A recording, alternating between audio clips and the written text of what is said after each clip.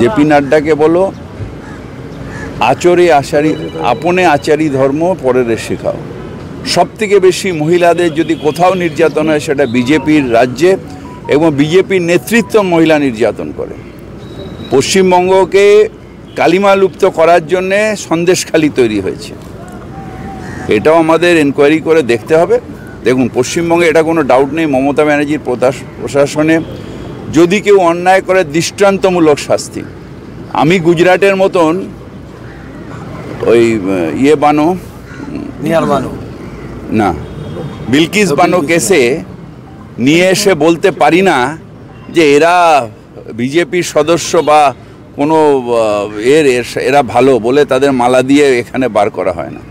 Criminal Mamata Bandyopadhyay কঠোর হাতে সেই সব ক্রিমিনালকে মোকাবিলা করবে। আইন নিজের হাতে নিলে আইনের মতন চলবে। এটা গুজরাট নয়, বিজেপির শাসিত নয় যে তাদের মালা পরানো হবে। আইন অনুযায়ী যা কঠোর শাস্তি, সেই শাস্তি মমতা ব্যানার্জির প্রশাসন দেবে। গৌরব ভাটিয়া নেতা, তিনি মারাত্মক একটা দাবি করেছেন। তিনি বলছেন এর জন্য মমতা বন্দ্যোপাধ্যায়ের পদত্যাগ তিনি দাবি করছেন। তাহলে আগে পদত্যাগ করুক গুজরাটের মুখ্যমন্ত্রীর, যিনি ধর্ষণ কেসে কনভিকশন হওয়ার পরেও গুজরাট সরকার তাদের মালা পরিয়ে বার করেছে, তার শাস্তি হবে। সেকেন্ড, পদত্যাগ করতে হবে অমিত শাহকে, যার এলাকি হুন্ডনে গুজরাটের ওই কেস হয়েছিল। হাতরাসের কেসে আগে যোগীনাথকে পদত্যাগ করতে হবে। কত পদত্যাগ করবে বিজেপি?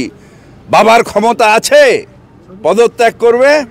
মমতা বন্দ্যোপাধ্যায় অন্যায় সহ্য করেন না, অন্যায় করেন না।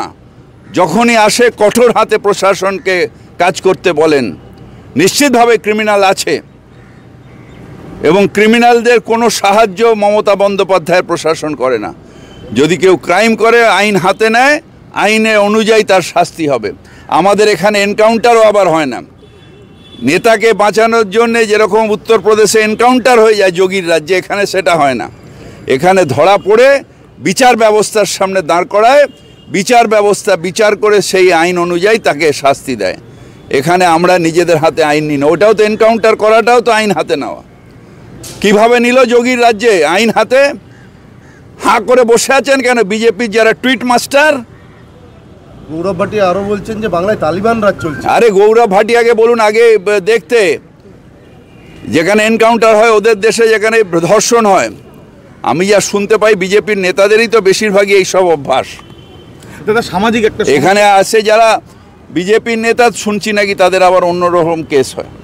এই শুনি, আমি জানি না ঠিক। বলছি দাদা, কলকাতা শহরে এই যে